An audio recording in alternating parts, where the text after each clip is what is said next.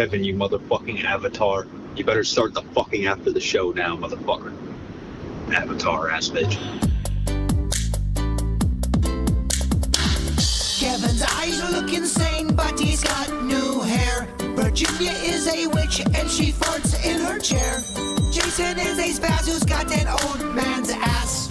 Welcome to the After the Show podcast. Alrighty, hello and welcome to the KVJ After the Show podcast. It is a beautiful day here. We got the bird back with us today, so we're at full staff. That's right. He did medical testing all day yesterday, had a blast doing it. Loves giving blood. Look, everyone was super, super nice, but yes, it's not the best day to spend it. Oh, I dread when they have to stick me because you never know who you're going to get. I had to go to the hospital, and then I had to go to a doctor's office, and then to another doctor's office, and it was just... And I thought I wasn't supposed to eat, or you know how they... Fasting blood work, yes. They told me I could have eaten. I'm like, what? Son of a bitch. I went in there all fucking hungry. I tell you what, to that lunch after. I bet. Actually, it was a shitty lunch. I won't say where it was at, but me and Honeyface went to a place, and I used to love this place. Kind of disappointed. Oh, that sucks. Dang. Boy, that sucks, huh? It does. Yeah. Wow. There's a lot of disappointing places you can eat these days. That is the tough thing about it. Some of them, I don't know if they'll ever recover, but maybe some of them will.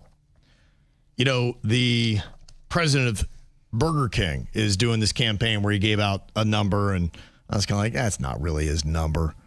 But I will tell you, and I still don't think it's his number, but they are doing a good job of answering the calls to it. In fact, we've been trying all week to try to get him on the show, and like they only had 8:15 or something like that, and it's like, we had Do It, bitch. I'm like, nah, I'm not going to, throw that out for talking to the president of Burger King. So, but we'll try to work out something. Burger King needs to understand the power of Do It, bitch. Sorry, King, but you got to wait. Yes, that's it. And honestly, I'd rather have him on the after the show as well, so we can take our time. Yes. We can say what needs to be said. We don't have to worry about anything. I'm not over here big going, and it's whatever. Let it breathe. And there's a contest coming up. Right, yeah. So I thought that would be a little bit nicer. So I said, look, any time that he can do at this time when we're doing the podcast, the after the show, yes, let's have him on. And I will tell you, he is at least reaching out to some people. And so I am impressed with that. Now, I figured he would talk to a few, but the fact they got to us, back to us, and thanks to Cesar for kind of helping to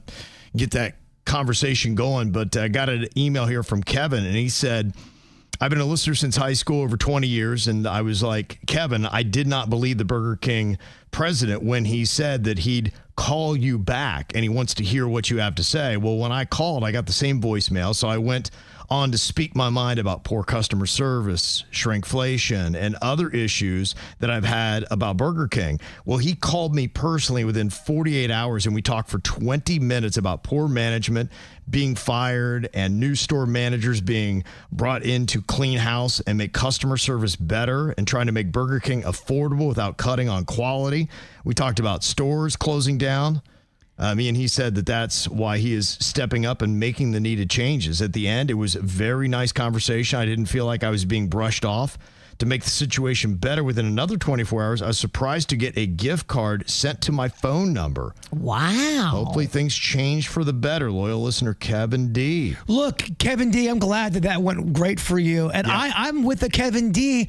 I haven't given up on Burger King. No. I think there's potential there, but I think that potential is shrinking. And if they don't get their shit together, they won't have a chance of coming back. But we applaud somebody trying to fix it. That is the kind of spirit we need. The number one thing I agree with Kevin D on, they have to fix their customer service. Right off the bat, that's the first thing you're experiencing is someone's attitude when you are ordering from them. We got to tell them the Denny's story.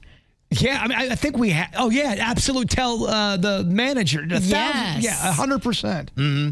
But what he's saying right there, that is great. Going in and they're recognizing bad managers. They're getting rid of them. They're cleaning house with the staff that they have. Prioritize that. Now, look, all this sounds good, and I'm sure everybody would want to do it, but there's cost in that. And so how he can keep the numbers right, that's what the big challenge is. And look, we've seen a rebrand. We've seen a resurgence. We've seen a renewal. I believe Domino's did it very well, and they had the same thing where they had a CEO/president, whatever you want to call them, that stepped up and they called out that said, look, we are not good right now. We're not what we should be. And they legitimately did step up, and it brought me back in, and I kind of, got back into Domino's, and I feel like they've maintained their quality. I'd sit down with the Burger King guy and say, look, we got to rebrand your French fries. Let's make that a big focal point. We here at Burger King, we've heard you. We know our fries are awful, so that's why we're in the lab.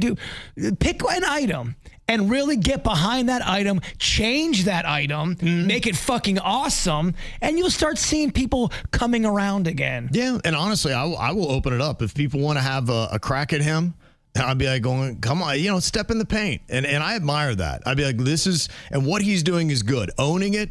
And, it's a basketball term, standing in the paint, where it's like you'll take somebody like a Michael Jordan's coming at you or LeBron James, and they got a full head of steam, and you stand there, know that contact's going to be made. It's going to be tough. Trying to get that rebound is going to be a battle. You're going to get knocked around, probably lose a tooth. Oh, that's what in the paint means. Yeah, stand in the paint. That's kind of it. You're standing going there, hard, baby. You're like, that's where all the action happens. That's where you get bumped and bruised, and you'll take elbows in the face and all that. And I think for him, dude, stand in the paint, take the calls, take it like a big boy, hear all the stuff that you guys are doing wrong. And look, he can probably disassociate himself. I don't know how long he's been with Burger King. That's what I think, too. It's not his fault, maybe. I think he's not going to take a cleaning up. Yes. He's here. And honestly, too, if I stepped in and they're like going, hey, tell me how the last morning show sucked, I'd be like, yeah, oh, terrible. Exactly. Yeah, I'd be like all day long. He doesn't have any personal attachment to it, so his feelings aren't going to get all butthurt. Right, he's there to fix it. Yeah, I have to look to see, how long he's been there, if he's new, if this is his thing. I wonder how much he's making. Will he answer that?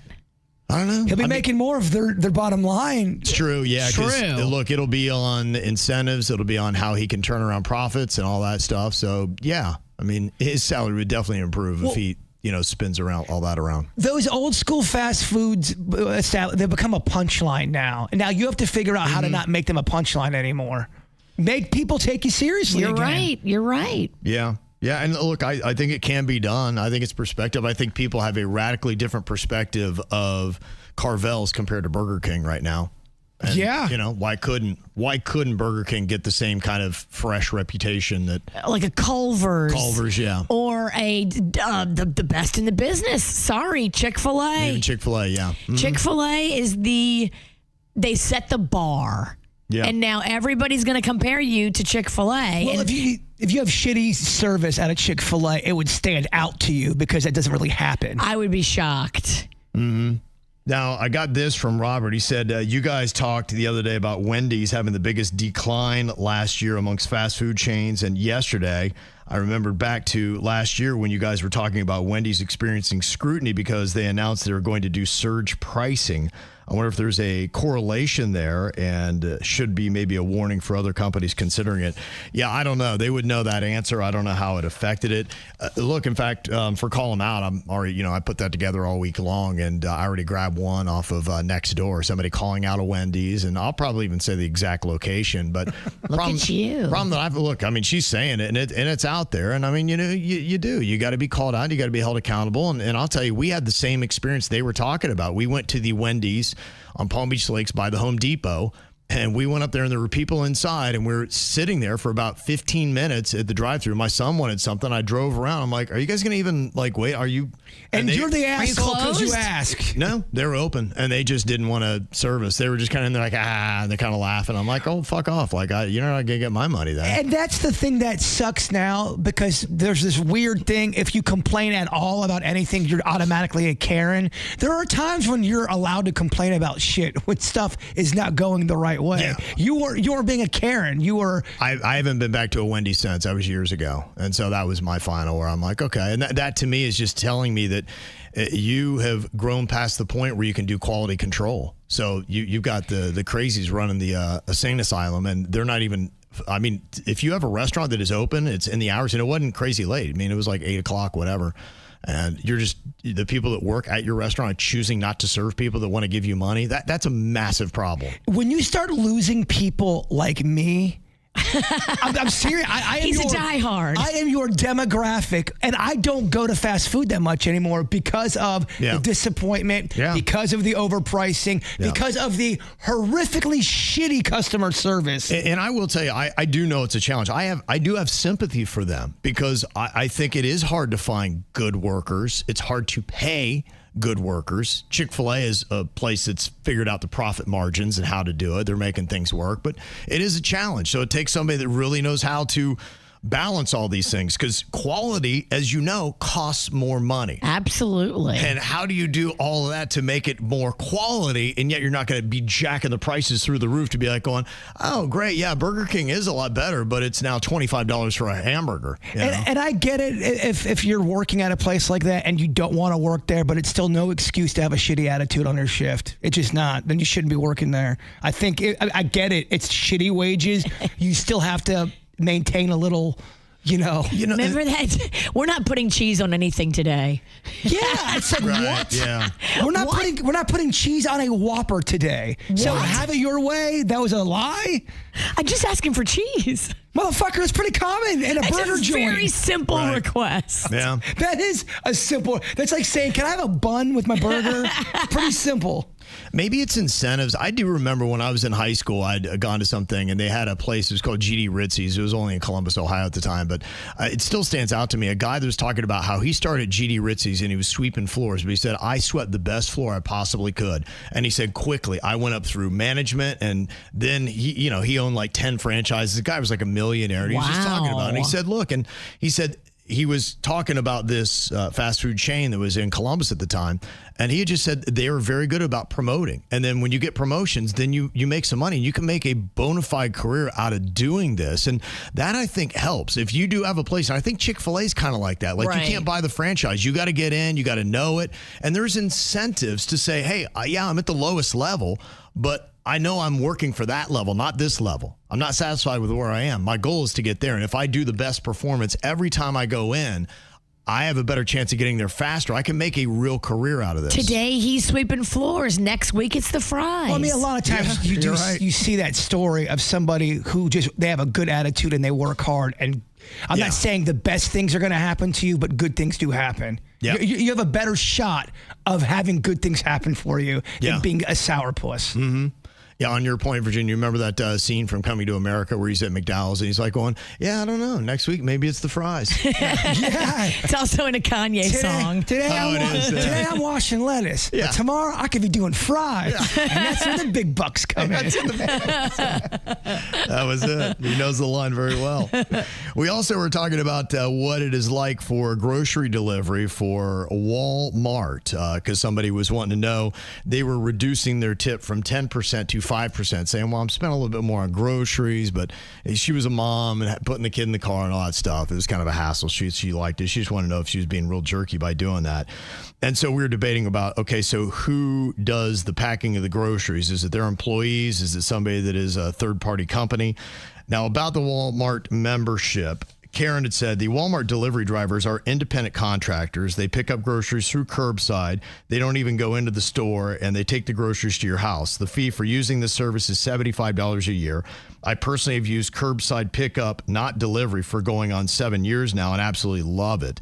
I have thought about the delivery, but honestly, Walmart's only 10 minutes from my house, so why can't I just pick it up and save the money to tip the delivery person? Because you have to go into the Walmart. No, you don't. No, I'm kidding. Curbside, you just pull your car up, pop your trunk, and they load it. Well, even more dangerous, you have to go into the Walmart parking lot.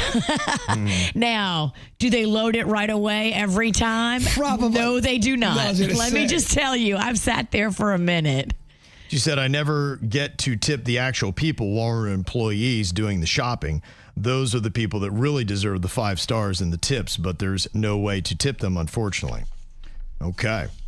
And CJ had said, about the Walmart discussion, this is the service they provide. You pay a yearly fee for a Walmart membership, costs $98 a year.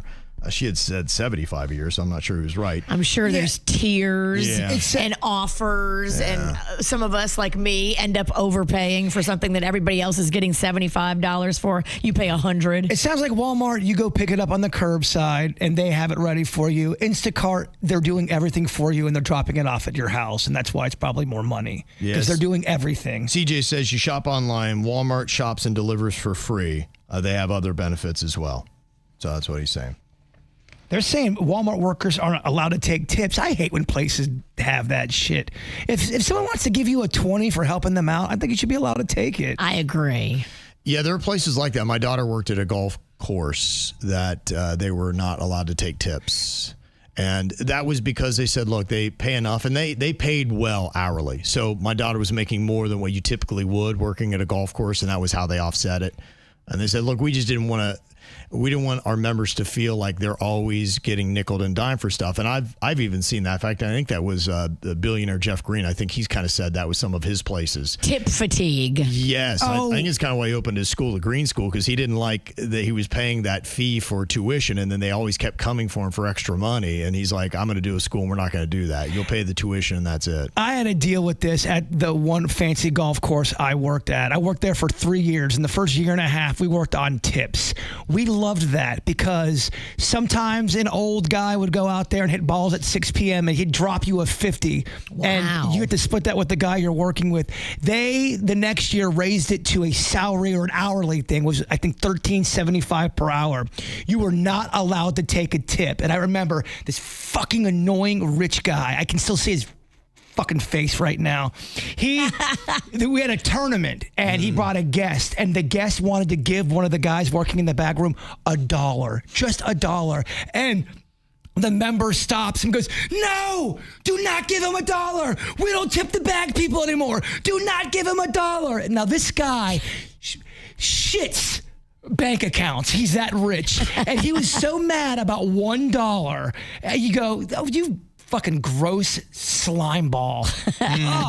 Don't give him $1. He was about to have a heart attack over $1. Yelling, don't give him $1. That guy has zero self-awareness. Everybody hated him. Him and his wife. They would complain, oh, this ice cube is not icy enough. I'm like, what? Yeah. Yeah, there are cool rich people, and some of them do love tipping. You remember Celine Dion and her husband were always handing out money to everybody, and they just enjoy blessing people with what they've been blessed with, and that's the great approach. And then you're right. There are other people that are tight asses, and they want to hold on to every penny they have, and they're the ones that bitch about the tipping, and they're like, well, I'd rather pay them a better salary, but you don't get that much of a salary compared to what the tips are. You played it right when Celine and Renee would come in.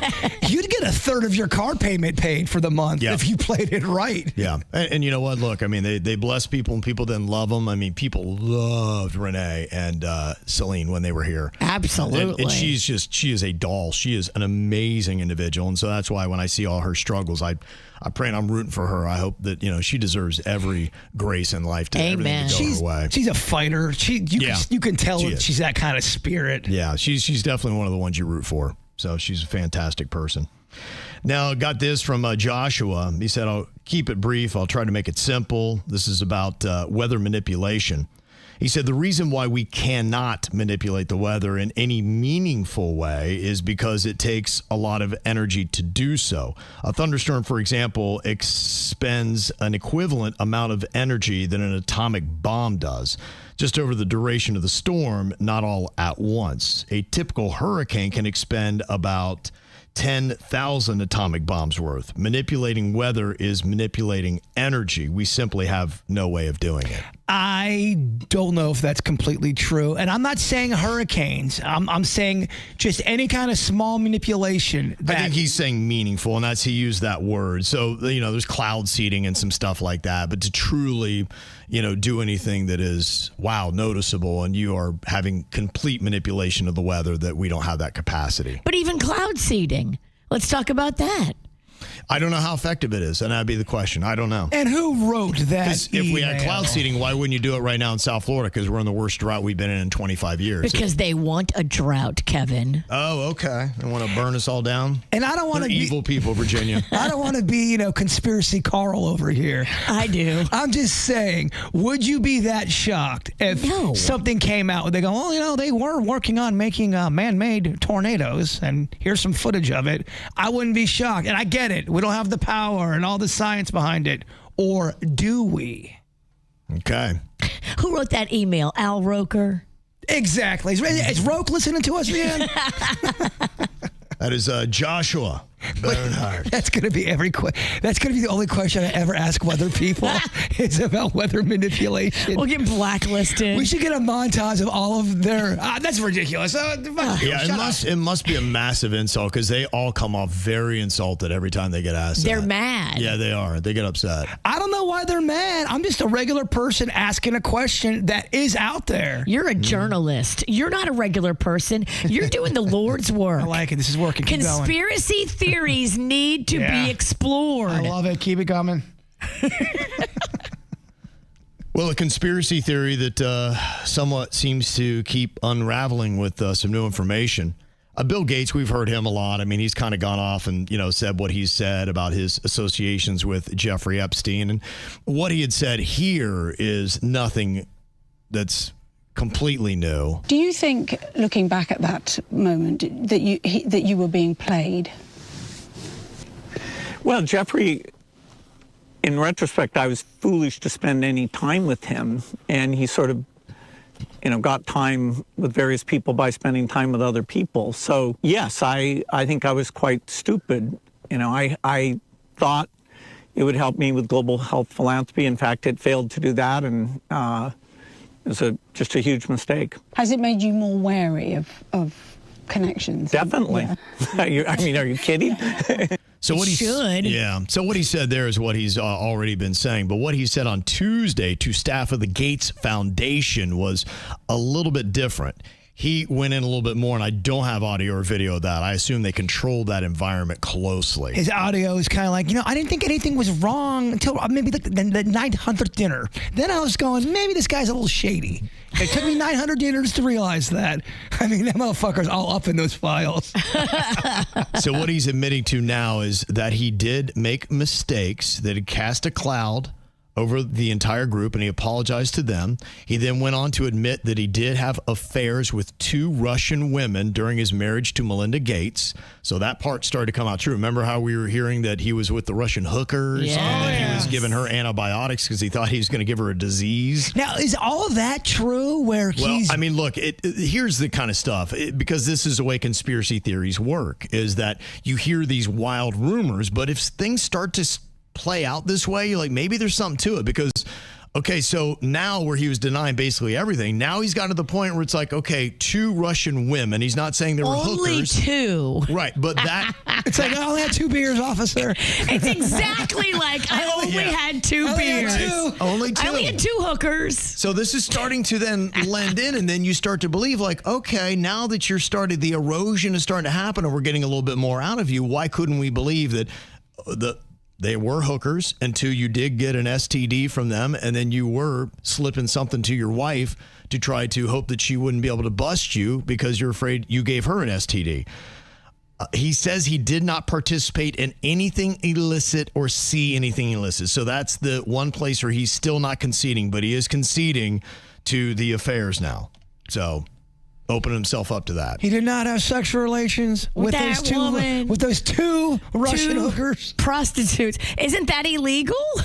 I mean, he's copping to, prostitution. That's what they got Diddy on. I would bet. And I think that's why he didn't go in to say that they were prostitutes, because he's only said 2 Russian women. He has not taken us there. He's not admitted to that. And then again, you notice I don't have audio of even this. Right. He did that in a very close. He's saying the same regurgitated crap in every interview that he's doing, but he's not admitting to that on camera. They don't have him on camera because he took off his mask, his human mask. He's a lizard. And then showed his lizard face, and they can't have that. Mm-hmm. He broke it down like the Geico lizard. It is weird when you hear all this crazy shit, And then you're like, well, that seems like that's kind of true. And that kind of, holy shit, is this crazy shit really? That's the really weird right. stuff. Well, this is what happens with any of these conspiracy theories is you don't know, you hear it, and it's like, it's plausible, it could be, and maybe you get breadcrumb with a few things that could be true. But then, like I told you before, misinformation is all about giving you maybe 80% truth and 20% falsehood. So when the falsehoods get exposed, then you're like, I can't believe any of it. Right. Well, that's why I'm always afraid to bring some shit up, because I'll watch, somebody doing a podcast from the room, spaghetti stains on their shirt, hamper in the background, like, Epstein definitely did this. I'm going, well, do I believe this guy? Well, what you have is they have nothing to lose when they swing and miss. No one is doing their batting average. And a lot of those guys sitting in their mom's basement with spaghetti stains on their shirt, they're getting one hit every 3,000 at bats. But it's that 1 out of 3,000 would be like, see, they're a genius, but it's like, listen to the 2,999 wrong takes they had. Look, I'm not judging people with spaghetti sauce on their shirt. I've done videos like that. Game recognizes game. But I'm not right most of the time. So I want to make sure I'm getting the right information. I heard something about a politician. I don't even want to say who, but they were going all in. There was email names and about sacrificing chickens and all this stuff. Yeah. And I go, I don't even want to bring this up. It's just like the Rock eating monkey brains. Sacrificing chickens is weak sauce compared to some of the shit I've seen. Oh, I think that's like the appetizer of the ceremony. That was just them warming up. Yeah, chicken doesn't even faze me. Chicken doesn't faze me because guess what? I go to KFC. Yeah. It's the baby eating. I've sacrificed many a chicken myself. Me too. Mm-hmm. I'm a chicken killer. But they were saying it was a sacrificial ceremony. Like a voodoo. Yes. Yeah. And they were going to be on stage doing it. And like, I've got the chicken ready for tonight. Is that real? Yeah, I think there's some code words there too. Oh, like yeah. it may have not been chicken they were talking about. There's definitely code words for pizza, beef jerky, vegetable cream cheese, Grape soda. There's beef jerky is horrifying. Yeah. If what they're saying is true. Horrifying. And they got to go after pizza and grape soda. Two things I love. What the shit? And I like beef jerky. What the hell? Yeah, right? Well, now you're a cannibal. Yeah. Oh, I know. And then you've got just a gazillion different people that are trying to find little things out of the emails. And so I am getting some interesting excerpts. And then you're seeing people on social media that are doing them. Joe Rogan's reading some on his podcast. This one's crazy. I've heard So he's having a conversation with a woman who says that she heard that there's a place. Here it is. A friend, Eliza, told me about a project she's doing researching a really bad guy that gets children for sex sent to his island. She almost fainted when I told her that person is me. Wow. Okay, so that's just there. There's no way to interpret that any other way. That person is me. That's 2018. Okay. Damn. Mm-hmm. So those are some of the things that are coming out. And these are the kind of things where you would like to have somebody under oath trying to explain what all this means. Explain yourself. I love the meme I saw yesterday. It said that Woody Allen is mentioned thousands of times in the Epstein documents, but so far there's no proof that he ever cheated on his daughter. There's talk of That's funny. Of Woody Allen trying to help, kind of as a ghostwriter, if you will, help Epstein kind of look better in some type of documentary they were going to try to do. Or Motherfucking birds of a feather. And there was a quote, I forget, it was either Epstein or Allen saying, oh, should all these P words, I don't want to get us banned, I don't know the rules of YouTube, all sitting together, this looks kind of odd, basically calling them what they were. Yeah. Now, I don't know if he was... Apparently they had a lot of dinners. Yeah. I'll tell you one thing. Epstein loved a dinner. Loved a dinner because he brought all these powerful people together. Yeah. And all these people would help each other in business. And that's at the very most innocent part of it. I'm sure there were a lot of people that went to those dinners that had no idea that he was banging kids on his island and then possibly killing kids and eating babies. I don't think a lot of people knew. I just can't wrap my brain around Katie Couric and Chelsea Handler knew that and sat at the table and had dinner with him. My brain won't go there. But they were at dinners. Yeah. Yeah, I think that there are some of the people that did prop him up and put him in power, he was doing what he was not supposed to be doing. They didn't put him in there so that he could traffic children and all that. They put him in there for, I think, being a power broker, setting up these relationships, setting up some backdoor computer channels, maybe, selling arms or passing arms around to different governments. So I think that's kind of what the purpose was. And he just said, wow, with all this power and access, why don't I just be a complete scumbag? Well, let's say you have 10 people that are there for business and they think, oh, this guy can help me with business or whatever. Let's just say three of them have a perverted mind and they like what he's into. That's Right. 30% of the people you're dealing with. That's a lot of people. And all he has to do is just test the water. Throw it out there a little bit and see who goes ew and who goes, oh. Some people are going to lean out and some people are going to lean in. Scumbags can find each other. Exactly. It'd sound like with some of the parties, they would do their business and then some younger girls would come in the room. And there are some other people who've kind of commented on that now and said, I felt weirded out and I got out of there. And so I think the other people that stayed, he's like, okay. Here we go. I've got my players. Right. Like, for instance, there's a photo out today, void of any manipulation, but Stephen Hawking, was sitting in a lawn chair with two bikini girls beside him, the young girl, and they had their faces covered. And so, again, who knows what's real, but I think that's when you sample, be like, okay, that dude right there is going to he'll play. So let's set him up with some girls and then video him and then blackmail him and then get money and then it's, yeesh.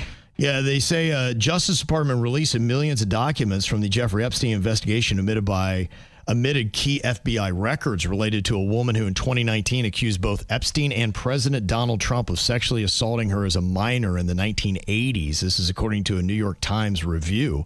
An index shows the FBI conducted 4 interviews about her claims and created summaries of each plus underlying notes. Only one memo detailing her allegations against Epstein was released. 3 interview summaries and more than 50 pages of related materials, including notes, are missing.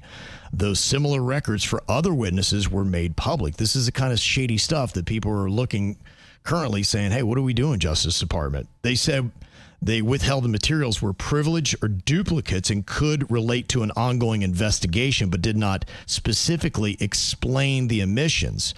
The release was mandated by a law Trump had signed last year, barring redactions for embarrassment or political sensitivity, though it allows withholding victim identifying details or material tied to ongoing probes.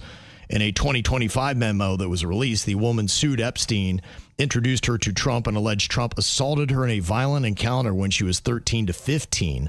The files include no FBI credibility assessment.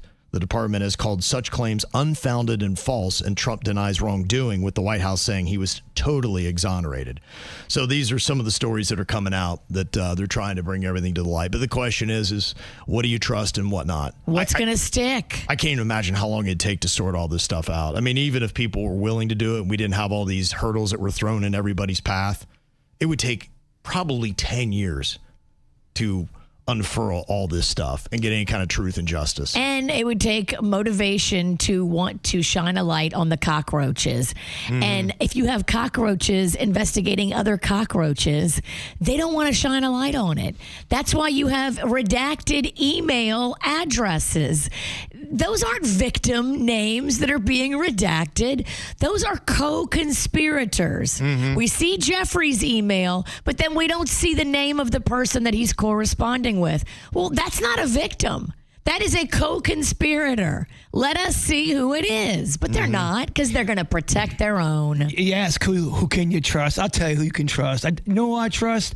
Randall Lee Pennington, my father. I trust him. He won't be in the files. Fuck no. Not the juicy daddy. No, only files he'd be in the X-Files because he believes in aliens too. Yeah, and they're saying that the 21-year-old that rushed Mar-a-Lago the other day that was shot and killed there at like 1:30 in the morning. They're saying that maybe the Epstein documents was kind of a motivation for him. Yes, I read that he was all upset that there was no one being arrested about the Epstein documents, and he was going to make a statement. Yeah. So, well, I don't know what kind of statement he made, but... Well, he didn't make much of a statement because they shot him through full of bullet holes. I mean, it's a statement from a certain point of view. Yeah. And the former Treasury Secretary Larry Summers is going to be leaving his Harvard University position at the end of the academic year because of his connections to Jeffrey Epstein. The university's review of recently released government documents related to Jeffrey Epstein said, yeah, we're not real comfortable with your association. So he's been on leave since November, and he's just going to wind up leaving for good. So probably a good thing. Yes. You know, some of these people, you can get them out of the way. Some of these people you deserve to be thrown out of your job. You probably deserve to be arrested, but for some reason, nobody here in the United States is getting arrested. It's only the UK. If you're even a person, lizard man. Who knows? All right, well, we've got Mandy here who's going to be going on a vacation to the Keys. She said, this will be the very first time I'm going on a real vacation there, and I need some cool spots to check out. Maybe a good romantic spot. Okay. Oh. Now, I will confess, it has been many years since I've really hit the Keys right. I do know some of the standard places that you can go, and we hit a lot of the same, but... You know, I would say there's a few little hidden gems. I do like some of the off the beaten path type of places and some of the locals bars. I remember a buddy of mine that had lived there for a while. He took me to the Green Parrot, and that's kind of back in one of those neighborhoods. That's a cool little locals bar. What's the island where you stayed? Is that Sunset Key? Yeah. Where you and Kim had to take a little boat to get to your hotel? Place is fantastic. That place is special. That place Talk is about special. Romantic. Yes. The Keys has a weird way of... if you're not careful, it can turn into a movie for you. I ended up wearing catcher's gear in a motorcycle bar where the motorcycle bar wanted to fight me. And I don't know what happened, but I got out of that situation. I had a stuffed animal in my catcher's gear. They didn't find that funny. Just be careful when you're in the Keys. Mm-hmm. Don't wear catcher's gear and don't stumble on a motorcycle bar. Okay. Yeah. That's it. That's Jaybird's advice on the Keys. First time I ever went, it was epic. Mm-hmm. There's a place, I think it's called Blue Heaven. It is a house, and they serve food out of it. The food is very solid, and they've got roosters kind of walking around the back there as well, and it's very eclectic, and it's kind of off the beaten path. That's a place that I've gone to that I liked. What's the one where you can order your food and people are naked serving it to you? The Garden of Eden is one of them. Yeah, Naked Lunch. Yeah, Garden of Eden, I think it's maybe has two names. I'm not sure what it is, but I think Naked Lunch is one thing they call it. Is that full on, D and balls and Clint? Yeah, everything. Well, you want to go get some D and balls? Oh, I also mentioned clit. There's a lot more D and balls. Yes. And none of it's young. Heavy on the balls, light on the clit. So it's all D and balls. You're seeing old dong, nuts hanging down to guys' ankles. Oh, boy. It's pretty gross. Who's hungry? Yeah. You may be able to express your independence, but you're not going to walk away horny. Sometimes I don't know if it's good to express our independence. Yeah. I'm good on the old balls. Yeah. Those are some of the other ones. But the other thing that I would say, too, about the Keys is so often people put so much focus on Key West. But, there are a lot of cool little places right up there. In fact, right by 7 Mile Bridge. You go kind of off the beaten path a little bit, and there's little nooks and crannies, and there's some bars and restaurants that are right on the water.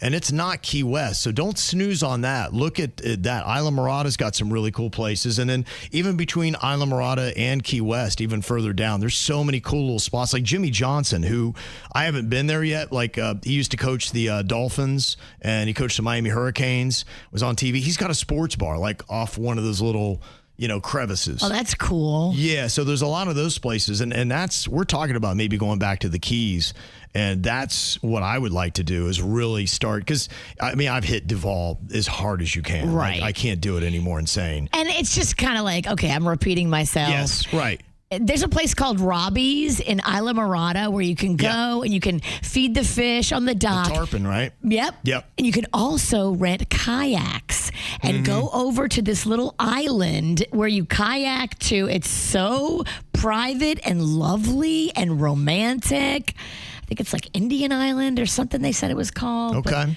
I can't remember if they had to change the name or something. But if you go to Robbie's of Isla Mirada, it's going to be that island just off the coast there. And it is so romantic, and you can snorkel, and it really is fun. Where's the place that had the delicious pebbles, the rocks I was eating? That was at the Sunset Grill, and that is just north there on the 7 Mile Bridge. So right before you get on the 7 Mile Bridge, you'll be on the left-hand side of the road. That was a nice place. I thoroughly enjoyed it. Yeah, there's a lot of really cool places like that. And, you know, I got to check out. Somebody said Chica Lodge in Isla Mirada is excellent. Yeah, I've stayed there. That place was awesome. Really love that. Another one is Isla Mirada Brewing Company. Good food and brews. Thank you, Rob. I don't think I've been there yet. So, Yep. You got Jay who said Little Palm Island is the nicest I've stayed at in the Keys. It is amazing. Okay. And Blue Ridge Gator said Blue Heaven is great, but only in good weather. Oh, okay. So if there are balls hanging out, they're going to go with the weather. The hotter they go, Virginia, the lower they go. Hot. Right. That's just what I'm looking for. Loose, long balls. I don't know if food and nakedness belong together. Shouldn't. Not with old guys. Yeah. And there's an age cap. Yes. Yeah. No Name Pub has the Key Deer. One person is saying. So, yeah, there's that's the thing I love about the Keys and why I really want to get back down there. There's just so many hidden little gems all over the place. There's a moose lodge. There's a couple of moose lodges, too. My girlfriends, last time they went down there, they stopped at all the moose lodges. No way. And if you know anything about the moose, got the best drink prices in town. You'll drink a lot cheaper at a moose lodge or an elk lodge. They do. They have the best deals to a point where I go, I don't think I can come back because I will develop a major problem. Will? Well, more major, I should have said. Yeah, they've got everything just kind of looking. They've got everything from the Isla Mirada Fish Company. That is a cool little place. Florida Keys Brewing. And this is just right off as you're kind of going down one. Isla Mirada Shrimp Shack. And it's on and on. Yeah, you'll find so many good places. So, yeah, hopefully you have good times. And if you find anything new that we haven't talked about, let us know. Jay Woe in the chat room called it Long Ball Key. Long Ball Key, yeah. I'm a pass. Where's High Ball Key? Yeah, high and tight. I want them high and tight. Mm-hmm. All right, well, if you've ever looking for something, need a little advice, you can always send us an email. If we don't know the answers, we got a great audience that I'm sure will. Just send it to us, mail@kvjshow.com. And I just got my blood work sent to me. You did? What'd they say? I haven't clicked on it yet. Oh, my you gosh. gotta click on it. Click it. I'll click it later. I don't want to click on it. Oh, my gosh. Oh, the suspense. Got to do a video. I will. Okay. I know this. I find out if I have my surgery on Monday or not. I got to see it. Oh, yeah. Okay, Bird. Well, you're taking me home, so we'll talk about it. It's the Mexican Queen's birthday today. Happy birthday, Queen. We're going to go to the Cognizant Classic and have some fun today. I love it. Yeah. You enjoy a fun day. Yeah. And, Be nice. and shower her with love. Oh, I will. Nonstop. Whether she wants it or not. Yeah, meaning shower with love, meaning don't touch her. Yeah. Get off of me, Kevin. What do I have to do to make you stop? All right, y'all. Have a great day. We'll see you back here. Goodbye.